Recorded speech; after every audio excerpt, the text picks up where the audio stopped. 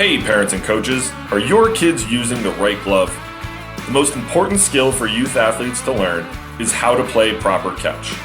The problem is, most youth gloves are made with bad leather and are too big for small hands. They actually make it harder to play catch. That's why former Major League Baseball shortstop Kevin Smith created Cali gloves. Cali gloves are crafted from 100% Japanese kip leather and are the perfect size for kids. All Cali gloves come with palm slits, finger loops, and elastic wrist lacing that encourage proper hand placement, the right closing patterns, and give kids more confidence to go make plays. Cali gloves even allow parents to break in the glove without stretching out the fit. It's the glove Kevin wishes he had growing up, and the glove all his teammates want for their kids. Visit caligloves.com to learn more and help your kids play better catch. That's Cali Gloves, Kali gloves.com. Welcome to this week's edition of the Dugout Dish Podcast. I'm Andy Kirikides, joined by my wonderful co-host, Mr. Keith Glasser. How are we doing, sir? Great, how are you? We're doing it. Today, we're going to talk about stress related to the recruiting process and how to potentially alleviate some of that. And I think stress comes in multiple different forms as players go through this, and I think stress can happen regardless of how your process plays out. I think you can be a really highly rated recruit who's getting a bunch of phone calls from the best schools in the country, and I think there's stress related to that. And then I think there's also stress related to things maybe taking a little bit longer than you think, or performance anxiety, whatever it might be. I think it's very hard to be a 16 or 17-year-old kid in today's world with social media and just a lot of the stressors that I'm not sure if I can fully put my shoes in. I don't remember having to deal with anything even remotely close to what some of the kids have to deal with now. I mean, back in the day, it was like I barely knew who was good in a town over for me, never mind knowing that, the 4-star recruit from Texas, from small town Texas, just, hit 92 and committed to the school that I like. We just didn't, the information wasn't there. So like there was a lot less to stress about. But I think in general, the process itself is stress inducing, right? You're talking about having to go and perform in front of a bunch of adults that are ultimately making critical decisions about your ability to play a game, and the fear of failing and thinking that one bad performance can be the end of your recruiting process, and all that kind of stuff. I think it adds up for kids, and I don't necessarily envy them by any stretch. And I actually empathize with how stressful this process is. And, for a lot of kids, it can be difficult. Some of it's self-inflicted, but I think, part of what we try to do is alleviate some of that stress with what we do. But I think we want to take a little bit here to talk about some of the different types of stress, how you might be able to avoid them, different tools, different types of people that you can reach out to, and some different techniques that can be used to make this process as enjoyable as you can make it. Because I think the end result is to get to something that is a pretty cool accomplishment. Being able to say you're committed to play college baseball. I think there's a lot of kids that, that strive to achieve that. And I think there's a small percentage of kids that actually do. And that's what we're here to help for. So where do you want to start with this one, Coach? I think timelines is probably a good place to start. I think as much as we've talked about this on here, I'm hoping that we can spread more awareness through this podcast about timelines and the stress-inducing things that can pop up on timelines and where you're at and what's going on. I feel like we've, at least in our world, and I use our world loosely, right? Like I think in the baseball world, we're all coaches, people like us who work with families, are well under the understanding that timelines have slowed down. Where, when we were coaching, 10, 12 years ago, timelines were so sped up, it was absolutely out of control.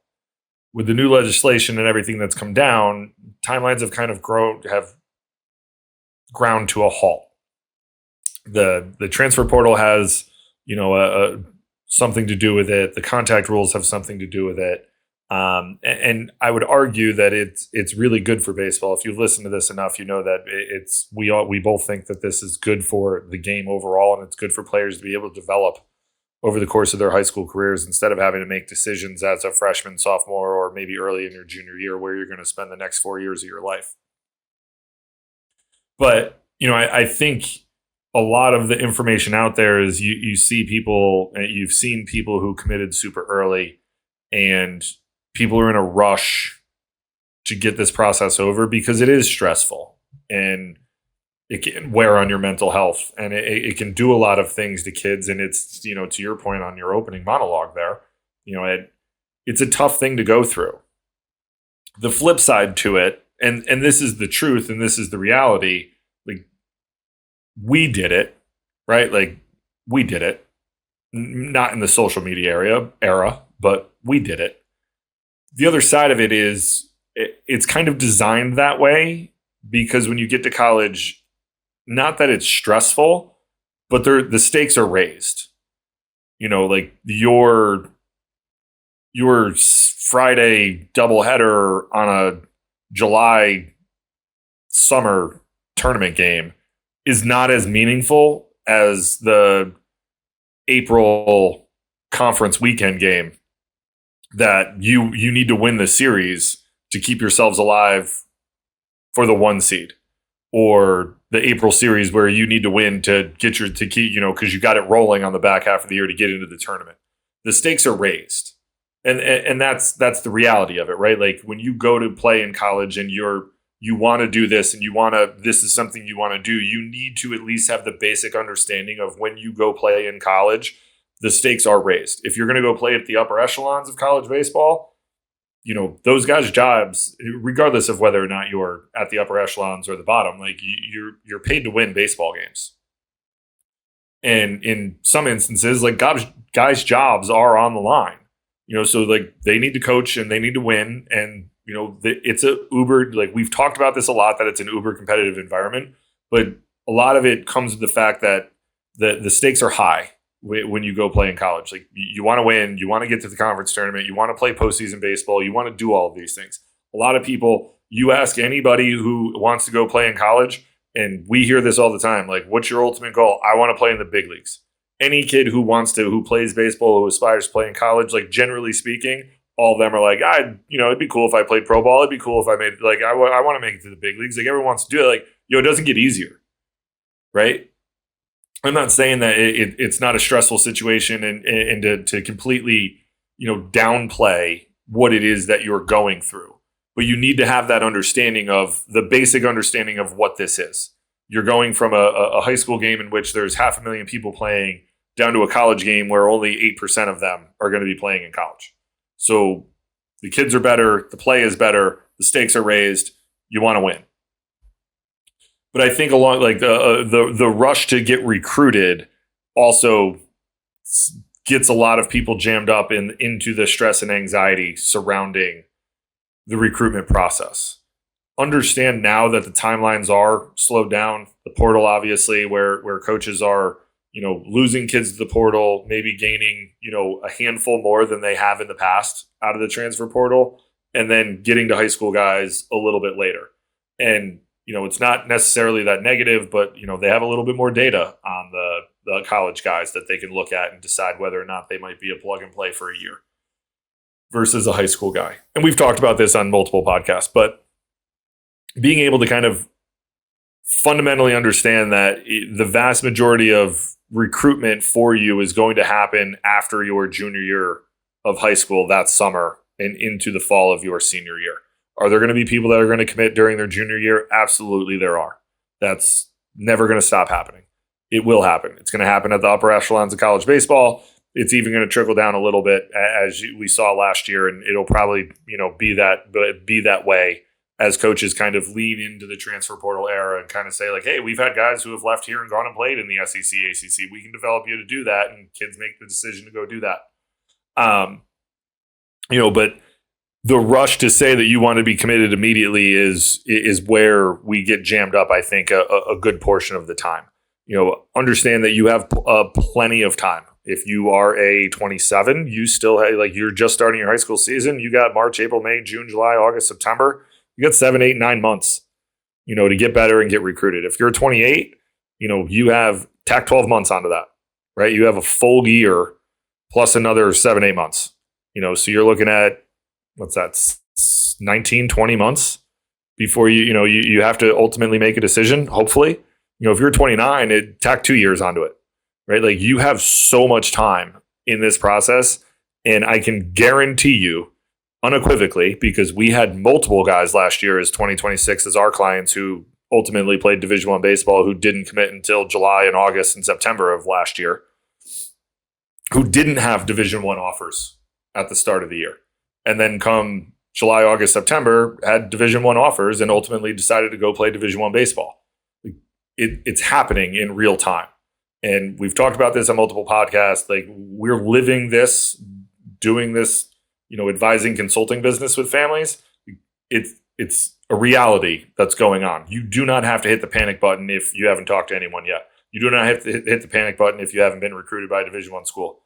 Doesn't mean that it's going to happen, but the opportunity is still there if you can put your nose down and just go to work and get yourself better. If you've done what you've needed to do, in October, November, December, January, and February of last year and this year to set yourself up for success in your high school season and moving forward. And, being able to create that roadmap for families like we do and understand, if you listen to this, there are things that you can do to mitigate all of this stress that's going to be able to get you to understand the timelines of oh, wow, I have a lot more time than I think. Or, what we'll get into this as we go here, but what other things can I do over the course of my career and where I'm at from a graduation standpoint to get in front of college coaches without having to spend an astronomical amount of money. And there's a lot that you can do, quite frankly. And we talk about this a lot. It's knowing, getting your, knowing where you fit in, getting an honest evaluation of yourself. But I think fundamentally we start at the timeline piece of understanding how much time you realistically have. And I think I'll additionally add in what are you doing with that time? If you're not doing anything with it, it's going to speed up and it's going to give you even more stress and anxiety. But if you're doing what you need to be doing over the course of the months leading up to you becoming, into the summer where you can be recruitable, you're going to give yourself a really good opportunity to be able to be seen and get recruited by a lot of schools. If you're the parent of a high school baseball player with college aspirations, you already know the recruiting process can feel overwhelming. Endless showcases, nonstop emails, and big promises with very little clarity. That's why we recommend Diamond College Showcase Camps, the nation's premier academic baseball showcase. At Diamond College Showcases, every college coach in attendance is there with a purpose: to coach, instruct, evaluate, and recruit. Every player is seen, every player is engaged, and every family leaves with a clear understanding of where they truly stand. This is not a mass camp. College coaches run the drills, evaluate every athlete, and provide honest professional feedback that you can trust. Diamond College Showcase Camps are built for serious student athletes who value both baseball and academics. If you're looking for transparency, clarity, and a recruiting experience that respects your time and your player's future, Diamond College Showcase is the place to be. To learn more, visit diamondcollegeshowcase.com.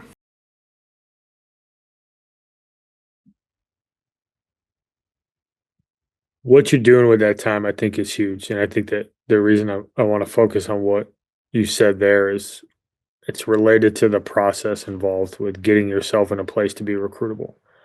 And the goal isn't to commit as soon as possible. The goal is to find the right fit. And for, everybody's going to have a little bit of a different timeline. And to your point, most guys are going to get recruited, the spring and summer of their junior year. It's just, when you look at when Division III heats up, when Division II heats up, and when the vast majority of Division One is going to do a lot of their legwork, it's going to be in that window of time. And the new recruiting rules have impacted those timelines. It's slowed things down in a very, very good way for high school guys. They can put their heads down. They can focus on development, less about who's calling them and what they're doing, and focus on, all right, well, what do I need to do to get recruitable? Like we've said this on this podcast before, you're worried about getting recruited, but you need to worry about getting yourself in a position where you're actually a recruitable player, right? Do you have the right type of metrics? Are you doing some of the in-game performance stuff that's a prerequisite to being a recruitable player? Have you made your varsity team yet? Focusing on some of those things in the short term, understanding that checking those boxes as you go, hammer in the weight room, hammer in nutrition, doing the things that you have control of, that ultimately gets you where you need to go. And I think where the stress of this process comes in is that I shouldn't say we, but players and parents, I think, are guilty of this as well, is they start to focus on the other stuff outside of their control. They start to focus on, well, so-and-so, committed to this school and I think I'm as good as him. Well, okay. It just kind of is what it is. And then you have to ask the question, all right, well, what are you doing? Do you have a plan in place? Have you been reaching out to coaches, right? If you're 2027, if you're not reaching out to coaches, you should be in the process of figuring out who you're reaching out to and starting to lay that groundwork and starting to get some of that stuff out. But are you doing some of the basic things that you need to do to help yourself in this process? And more importantly, are you doing the on-field stuff that's actually going to move the needle so that you can close the gap on your competition, so you can make sure that you're going to put your best foot forward? And I think a lot of times we get distracted by things that we don't have a ton of control over. And I think that's really stress inducing. And I think, social media plays a role in that. It kind of gives off this illusion of that it's a zero-sum game, right? Well, that if somebody else commits, that means that I can't commit. There's a ton of opportunity out there, and I think there's two basic fundamentals that you can put in place to help reduce the stress. One is having a plan for what you're going to do from a development perspective, right? It's something we talk about with our clients ad nauseum. What's the offseason going to look like? Who are you working with from a strength perspective? We need to add weight. We need to add velocity. We need to get faster. We use that as tools and information so that guys can get better. And then the other part of it is, do you have a plan that you're going to execute for the summer, right? Where are you going to be? What tournaments are you going to be in? What showcases do you need to be at? Are the camps that we need to get you to? Where do you fit in the grand scheme of college baseball? Because there's a lot of stress induced around. I think there's a lot of undue stress that ultimately falls on people because a lot of the decisions they make are not going to be fruitful for them. And at the end, you don't get the result that you're looking for, but you never really put yourself in a place to be successful anyways. And I think some of that comes from a lack of understanding on where a player may fit from a talent perspective and not really having a clear understanding of what you're trying to get out of the process, right? If you're a high academic kid, it helps nail it down, right? It helps you focus on a specific set of schools. Sometimes casting this super wide net actually makes it more stressful because you can't really narrow in on what you're trying to get at. So having a plan, having an understanding, and having somebody in your corner who can tell you where you fit, why you fit there, what you can do to increase your stock, right? It's a lot of the off-season stuff that we're talking about, and who can help you put together a plan that's executable for you. You put yourself in a position where a lot of that stress gets removed because you're prepared, right? You have a plan. You have something that you can actually work towards. You have goals. You have a system in place that helps support you, and it takes some of the thinking and some of the stress out of the process. I think that that's pivotal, because when the stress starts to seep in as you go through this process, I think it ultimately will impact your on-field performance, because a bad game turns into, well, that coach was there and he didn't like me, because I didn't play well that game. And that turns into another bad game because we start to get some doubt that creeps in. But understanding how the process actually works, I think, allows kids to focus more on competing, playing hard, doing the things that they can do, that they have control over. Understanding that perfection in this game is not something that is realistic or should even be strived for. doing some things that are always controllable, the play hard stuff, being a good teammate, like focusing on that type of stuff, I think is actually a lot more fruitful for guys. Obviously, the performance is going to matter eventually, but you can drive yourself into this performance anxiety of every time you take the field, you feel like you need to go 4 for 4, or you need to strike out 21 guys. Like you get to this place where you lose sight of what's really important, and that is like playing the game hard and playing it the right way. Some of that just comes from a lack of understanding of what coaches are actually doing and how they're actually evaluating. Yeah, I think you nailed the part of the performance stuff. Like, as a college coach, when you're recruiting, you're not necessarily, you want to see guys fail to a certain extent, see how they react, see how they might get exposed and what you think you might need to fix if that kid gets into your program, right? And I think from a recruiting standpoint, from a kid standpoint, and possibly a parent's, when you're thinking about it, like, you're constantly thinking that they just want to see success all the time. And while there's some truth to it, yeah, like, would I love to show up and watch a kid hit get 4 hits every time I see him play? Yeah, I would. But that's not how this game is played. That's not the reality. Like, you get out 7 out of 10 times and people are like, kid can hit a little bit. So like you have to keep that aspect in mind. Like, what are you doing with your at bats? Are they competitive at bats? Are we not giving it away? What's our approach look like? It's things like that. It's more process based than it is results based. And I think you get yourself caught up in I think performance anxiety is probably the best way to put it, but into a performance anxiety vortex of like, every time that I take the field, I need to be really good. I need to make every play. I need to get a hit every time. I can't strike out. I can't do that's not real. That's not a realistic outcome in how this game is played and what's going to actually happen. And you need to be a little bit more process based around like, what is my approach? And if you're struggling, have the conversation like, hey, what do I have to change my approach? What's going on here? Things of that nature. Not necessarily like, I need success now and that's the only way I can get recruited. Because you can get yourself crossed off if you go for 4 and have bad body language and throw your stuff and you're not ready and you do it multiple times. Like, that might not be, some coaches are gonna be like, hey man, like I'm out. And it might not be because of skill or talent or anything like that. It might be because of how you're reacting to your failures, which is inherent in this game. I think the other thing, and I think I alluded to it a little while ago, but the along with the timelines is, what you can do, based off of your grad year to kind of get in front of some coaches or do some stuff that might get you out there. And I want to be very clear when I say this, and I'm going to steal one of your lines. You want to have a decent enough understanding and have a conversation with your coaches. Or, if you work with people like us, we're going to flat out tell you like, hey man, you're not ready to go to this showcase, or you're not ready to go to this camp. Because in the line that I'm going to steal from you is that exposure can get you exposed. You can go to these camps and try to get exposure. And if you're not ready for it, it can expose where you're at and be a detriment overall to your recruiting process.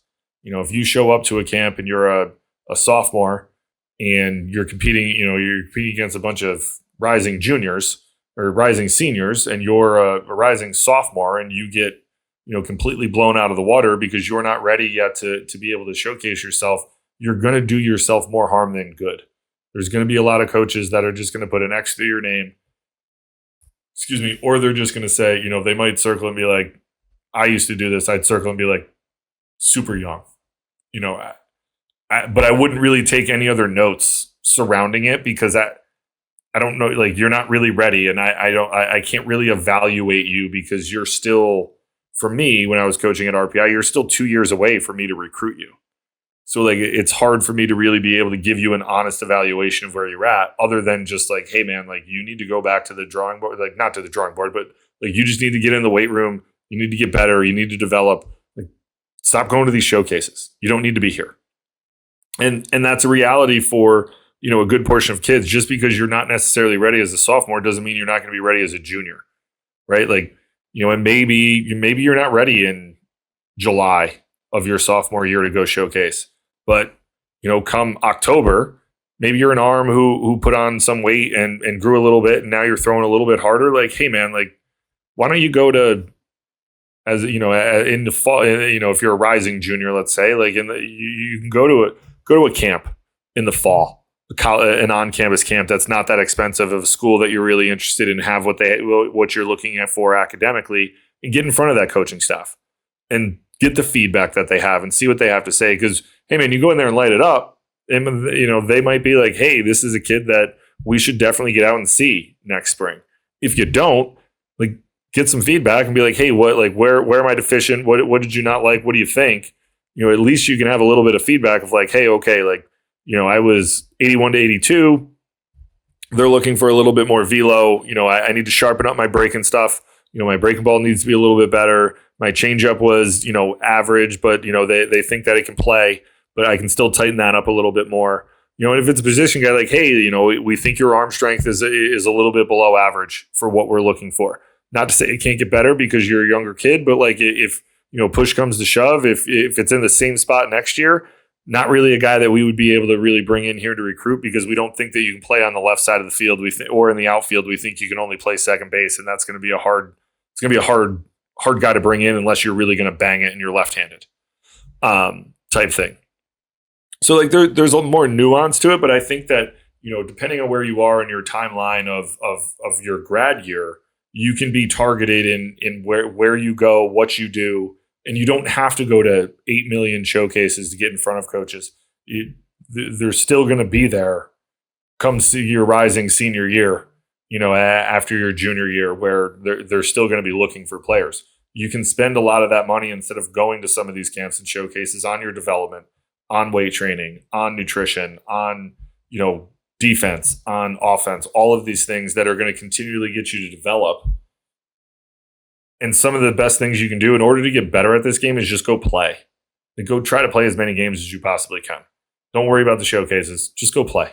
Get more at-bats, get more live in-game reads, do all of the things that are going to get you better at this game versus worrying about getting recruited in a time frame in which you're not there's not a college in the country that's really realistically recruiting your grad class, let alone you specifically.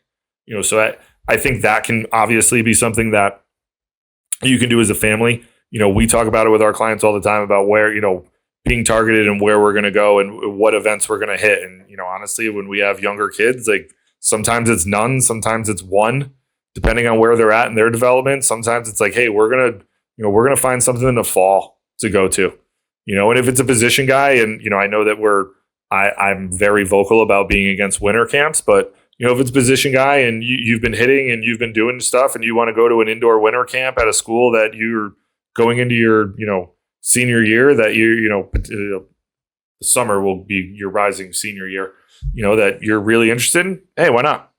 You've been taking at bats, you've been hitting live, like, go ahead, go see what's up, you know. But like, you have those conversations, and it can happen with people like us, so your coaches or whoever it is, your hitting guy, whatever, right? But like, you want to also kick the tires on, you know, whether or not it's going to be worth it for you. And I think some of the stress, especially nowadays, surrounding how many emails get sent out there to everyone, and the sheer amount of events are out there, can get overwhelming. You know, again, I go back to the timeline stuff, but also understand like where you're at. Have the conversation about where you're at. You might not like what you hear, but it's going to save you a lot of stress and anxiety in the long run. Say like, hey man, you don't need to go to that camp right now. Like, let's just focus on getting in the weight room. Let's focus on getting better offensively, and let's make sure that we're getting ourselves in really good position for when, you know, the back half of this year, when you're a junior, you know, at the back half of your junior year and rising into your senior year, that we can go to, you know, maybe a couple camps in the fall or a showcase and kind of get some feedback on where we're at, because next year is the year where we're really going to want to hit our stride to know where our deficiencies are to make them better. I think the other part of the stress too, right? I think, and I'm not going to lie, I mean, I wish that this was a more readily available resource when we were playing. Is you know, back then, and this isn't throwing shade at anybody, but it was kind of like, well, you know, get over it. Like, you failed, like, get over it. You know, like, be tough, like, be mentally tough.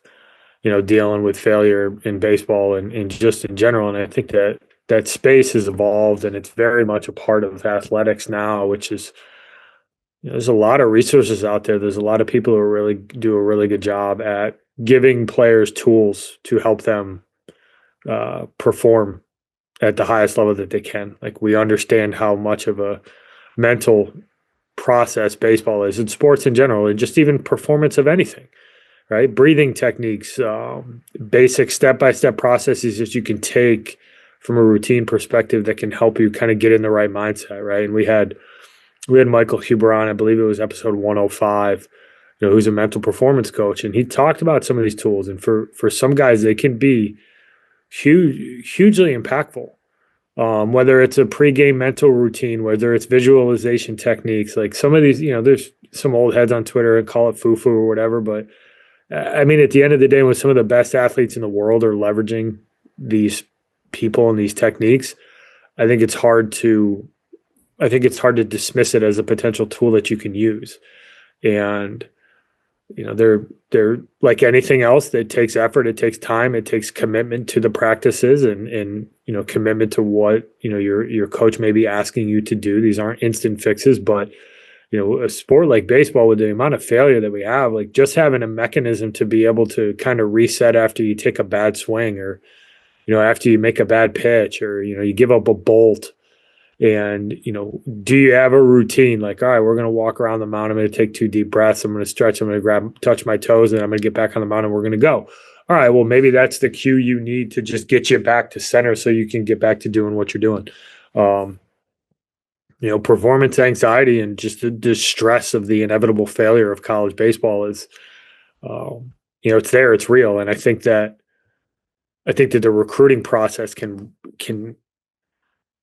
make that like hypersensitive, and I think it can get really difficult, right? I remember talking to one of our guys. It was 2 summers ago.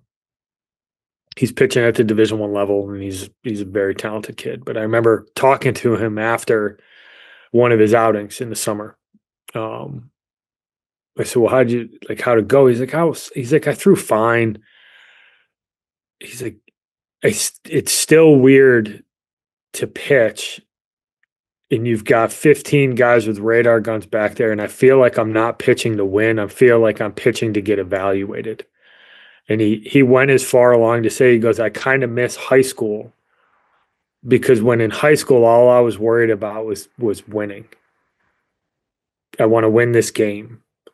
I want to pitch to win this game. And he had guys at his high school games. He had, the school that he ultimately committed to, they were at a bunch of his high school games, doing their due diligence. But it's a different atmosphere. And honestly, after that conversation I had with him, it really made me think long and hard about how it is very easy to forget that these are 16 and 17-year-old kids who are going through a really stressful process. And he's not wrong. Like, I think he kind of nailed it. And he wanted to be in an environment where winning was what mattered, and it wasn't about him throwing hard or making this pitch, or like, well, how good was this breaking ball on this day? Or is he quick enough to the plate? And did he throw enough strikes? Like, because he was well enough informed. He understood what coaches were looking at, because we'd been working with him for a year. He's, very much understood how this all works. And, but I remember him calling me after he committed, and he was like, I'm super happy with where I'm going. Like, and I'm fired up to go and pitch there, for one of our good friends. But after that, he said, I'm also really glad that this is over, and then I can move on. I kind of can just focus on getting myself ready for my high school season, and then I can get myself ready for college when that time comes. But that's the type of reality that these kids are going through. And I think sometimes, and I don't know, because I'm not a parent of a kid who's going through this, but I got to imagine that it's easy to lose touch that your son or your daughter is going through something that is really stressful, and they probably knowing 16 or 17-year-old me, like, they're probably just swallowing it down and going through it, and may not be all that vocal about it. And I think that sometimes, it's worth checking in on that. And I think that if you have the means to do it, reaching out to somebody who has the ability to maybe help your son and daughter. Even if they don't necessarily have it, I think there's tools that can help them make sure that they don't find themselves in that stress-induced anxiety on the field. And there's a lot of free content out there, like social media. That's probably one of the coolest things about social media, is that there's a ton of information out there, and a lot of it you can find for free. But I think if you can find some tools to put in your tool belt as a player, if you're a parent and you want to try to support your son or daughter as they go through this, I think that's a really terrific way. Something to pursue is give them the tools between their ears that are going to allow their physical talents to show up most frequently. Parents, if you've ever felt overwhelmed trying to navigate youth sports, there's a new resource designed just for you, Team Match. Team Match is an online platform built to streamline how families find the right youth sports teams by location, sport, and skill level, all in one place. It also provides a safe, organized space for kids to share their accomplishments, stats, and highlights, while giving coaches and teams a clear way to connect with athletes who are the right fit. Less searching, less stress, more confidence in the process. Youth sports just got simpler for families. This is Team Match. Check it out today at teammatchsports.com. Yeah. I just think that this is it can be a very stressful process. And I think regardless of whether or not it's super easy for you or it is difficult, there is a level of stress surrounding being recruited. And, to our guy's point, that there is a lot of truth in that. Like you do feel that way, right? Like, and I think I would say this, like my counterpoint would be that I think he nailed it first and foremost. But I think that is probably an overwhelming feeling for arms in this process. Like, I don't necessarily know if you feel that as a position guy. You know what I mean? Like, you're not throwing the radar guns. You're not, like, you don't see the stopwatch.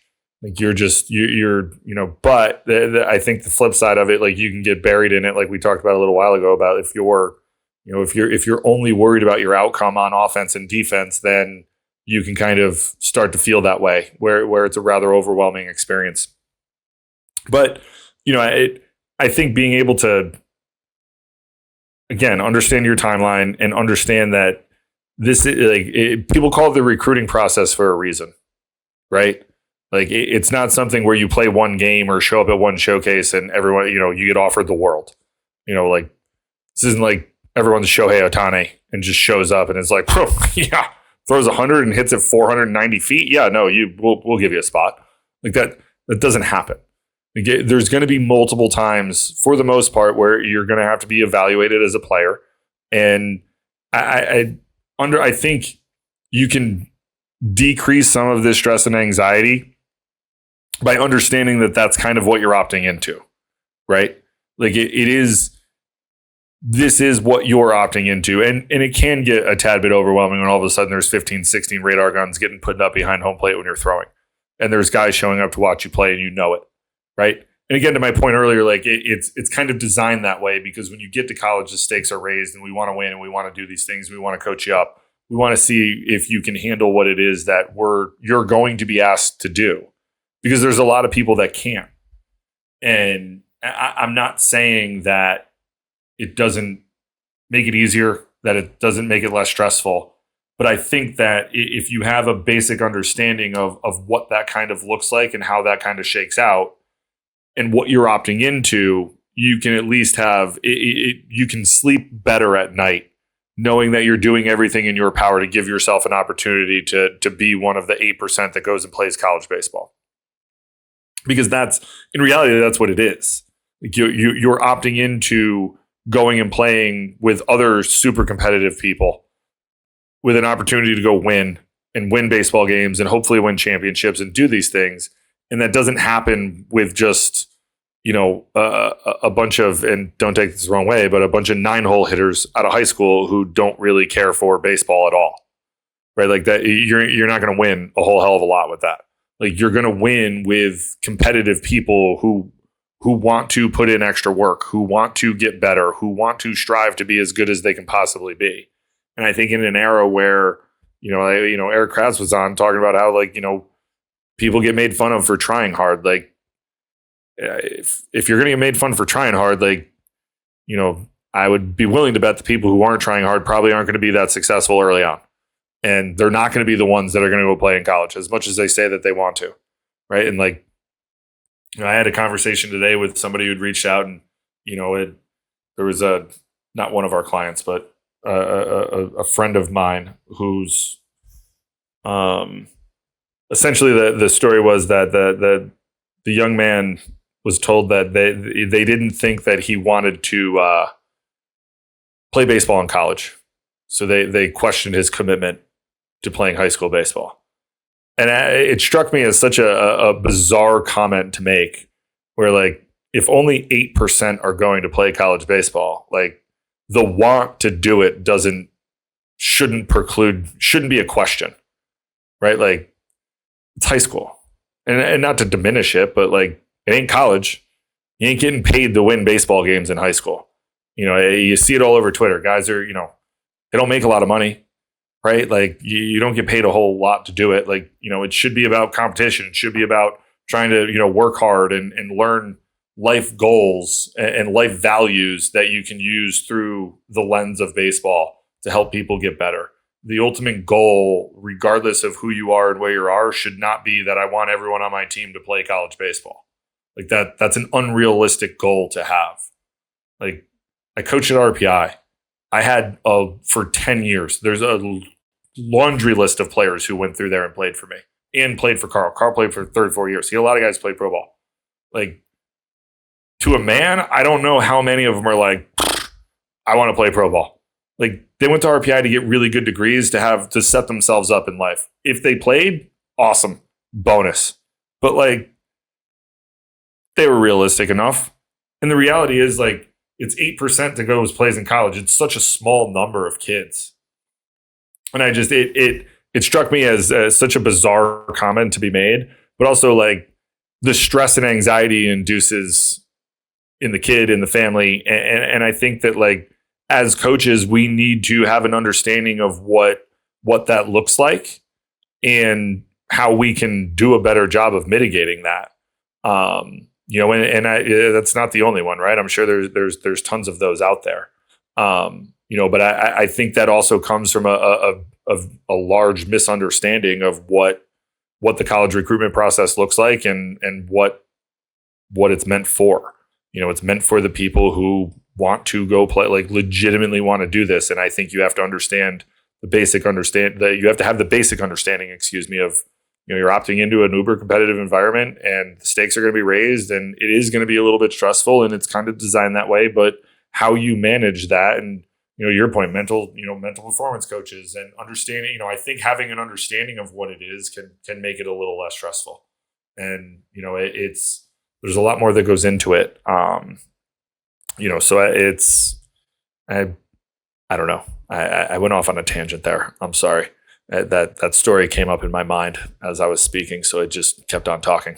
I think it speaks to that there's undue stresses that can be put in this process, and there's kids who have the ability to play college baseball who get so burnt out by how this process plays out and travel ball and the high school politicking and all that kind of stuff, where you get kids who come to the end of the road who can play and are just what, I don't want to do this. I just want to play. I just want to go to college. I just want to go get an education. And for me, that's sad because there's something that happened along the way where there was pressure from parents, whether it was pressure from coaches, that you're losing people at a young age that have the ability to play this sport at the collegiate level. And I think some of that burnout starts really early and it's a very slow fuse that trickles down. And I think some of it starts with well before high school, right? And I got all kinds of thoughts on how stupid I think the 9U and 10U teams traveling all over the country to go and play and trying with rankings. Like, you're just creating this freaking toxic environment where your kids don't actually enjoy playing. Like, I've told this on the podcast a couple times, but I was fortunate enough to coach some really talented players. Some really talented players at William and Mary, guys who played professionally, made a bunch of money doing it, all that kind of stuff. As soon as their love for the game went out of it, it was over. As soon as it became a job, as soon as it became tedious, right? And I watched guys who are on our team quietly kind of just go through the motions because the game had become, it wasn't fun for them anymore. And that's the quickest way to add stress to this, is that it's not fun anymore. And I think as a parent, you got to be cognizant of that and making sure that that doesn't creep into your child's experience. Because if they have fun doing it, it's a lot easier to deal with the ups and downs. If they enjoy showing up to the field, it's a lot easier to deal with an 0 for 4. If they enjoy being around their teammates, it's a lot easier to deal with giving up some runs when you're on the mound. If they show up and everything is about getting recruited and everything is about the end result in the Twitter post, you're setting them up for increased stress before they even arrive to that field.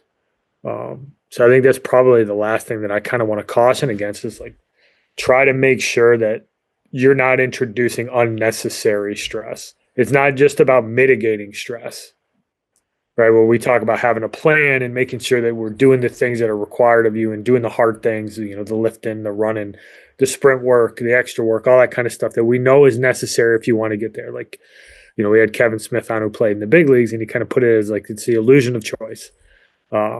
There's really only one way to do most of this, and it's not a coincidence that the guys who end up playing in college typically have a very similar path to get there. They all worked their butts off. They lifted, they ran, they did all the things that were hard.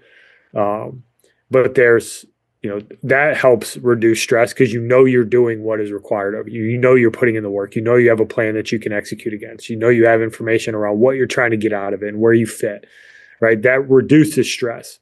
But I think there's another element of this, is like, don't introduce unnecessary stress. And I think some of that stuff can come from parents. I think it can come from coaches. I'm as competitive as anybody else out there. And I hate that everybody get a trophy environment that we're in right now. And I think there's a ton of lessons that you learn from competition and competing and losing and all that kind of stuff. I think it's wildly valuable for kids to go through that. But at the same time, like, don't conflate that with not having fun.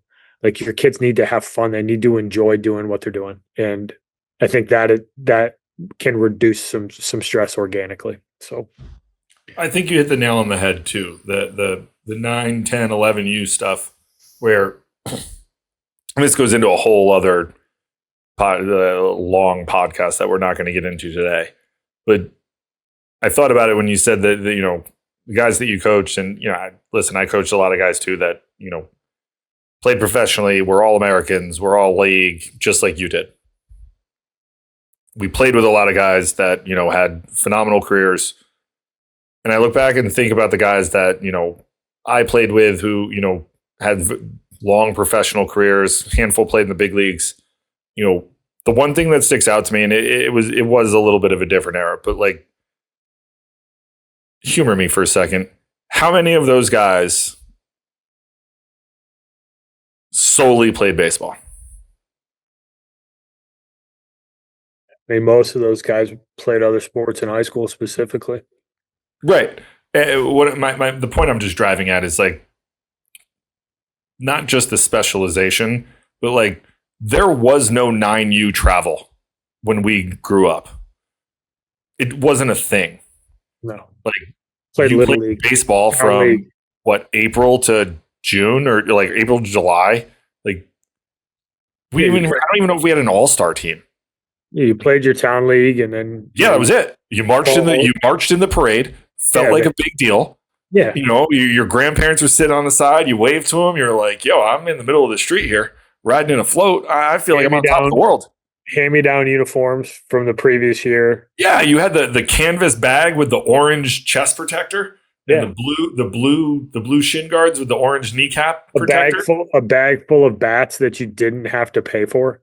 A bag full of helmets that, like, the one thing I will say now, like, I don't think they would have protected anybody back in the day. Like, the foam in that thing was like concrete, put it on your head. Like, you're just sharing helmets. You put on a helmet, it's sweaty from the guy before you. Like, you didn't care as a kid, but you look back in this adult, you're like, yeah, we probably could have done without that one. But my point is, like, you moved on from that and then went and did something else. Like, you know, I played baseball, I played football, and I wrestled. Like, I those were my seasons. That's what I did during that time, from the time I was, 5, 6. I didn't play T-ball. So from like 6 on, like, that's what I did. And then I got really serious about baseball when I got older. And, you know, I look back and I don't envy the kids in the social media area. Like, I don't envy a 9U kid who's playing 65 games. Like, go be a kid. Go play. Go, like, you know, and I do believe this. Like, think about how many times when you were a kid, like, you just went and played sandlot baseball. You made up the rules. You played with older kids. You had to figure out how you could hit the 12-year-old when you were 9 because they threw harder. And you can't tell me that that doesn't help you in the long run, because you start to try to figure things out. And I just think that there's, you know, we've gotten away from, like, to your point, we've gotten away from, you know, what this actually means. Like, we're trying to groom kids into college scholarships and being professionals and blah blah blah blah blah, instead of just like, hey, go ahead and play 25 games and be a kid. Get a freeze pop after the game. Maybe hang out at the field for a little bit, and you can return the foul ball to the press box for a free freeze pop. We had the best. This is gonna sound super weird, but I'll leave it at this. We had at the snack shack in my little league. We had 4 teams in my whole town. By the way, right? We won the district though. When I was no big deal. No big deal. Pittsfield had 4 little leagues. We took them all down. We did too at 12. I had a walk-off bolt. Suck at Pittsfield. But they had 12. They had the best. They were a quarter, so they were affordable too. But they had the best dill pickles from this deli in town, and I used to, as like a 10-year-old, like, that was a big thing. Like, after the game, it was like, "Hey, Mom, can I get a quarter?" Yeah. I would really like a dill pickle right now, and I would go hammer. You're like the big. They're like, you know, they're like twice the size of a hot dog. Like, big dill pickles. Oh man, golly, take me back. Right.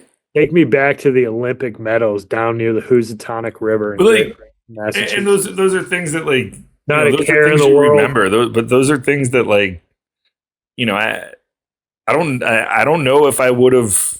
And it's easy to say at, you know, almost 40. Like, I don't know if I would have made it that long in baseball if I'm playing 65 games a year from 9U on.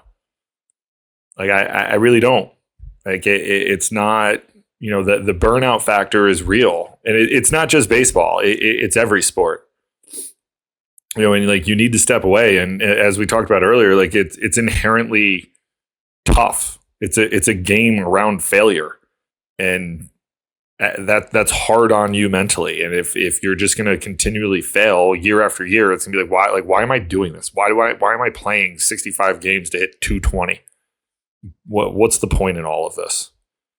And the amount of money you're spending, all of this stuff, like, you know. And then the reason I brought it up is you extrapolate this out and you get to recruiting age, and it's like, we've spent $100,000, and it's probably on the low end if you're doing this right now. Like, what am I getting in return? But it's the, you know what I mean? It's that slow burn of stress too, which just adds stress to this entire process. Yeah, I don't think you even realize it, but like, you put so much on the kid, even at like 9 or 10 years old, like playing that amount of games, and like, people are be like, "Well, 65 games." Like, no, it's not hyperbolic. It's not. Their bodies aren't. This is a whole other issue. Like, your bodies aren't made to play 65 games. Like, college guys who are lifting 3 to 5 days a week in season and are 6'4". We have an entire thing from Division I all the way down to Division III of height and weight that you'll see being released on social media in the near future. Like, there's 6'4", 215-pound guys playing 65 games. And some of them break down. And we got 9-year-olds playing 65 games. What are we doing? You're adding more stress to the body. You're adding more stress to this process. You're adding more stress to everything because this is all geared towards what? And at the end of the day, who you are as a 9-year-old has nothing to do with your ability to get recruited in college. And I think but I think that there's parents out there who think that this is the development process for their kids, and that if they play 65 games or 50 games as a 9-year-old, and they do it as a 10-year-old and 11-year-old and 12-year-old, and then like all of a sudden, like all those games are, they're gonna explode in this crescendo of recruiting, when they're 16 years old, and like it's just not the reality of it. I think the reality of it is that you burn your kid out, and I think that the stress of it just builds up, and it becomes such a result-driven process that you lose sight of your kids being bought into it and really enjoying it and loving it. And I think that that's core at this. Like, you want to reduce stress, make sure your kid actually really wants to do this and is kind of bought into the process that they're going to have to take.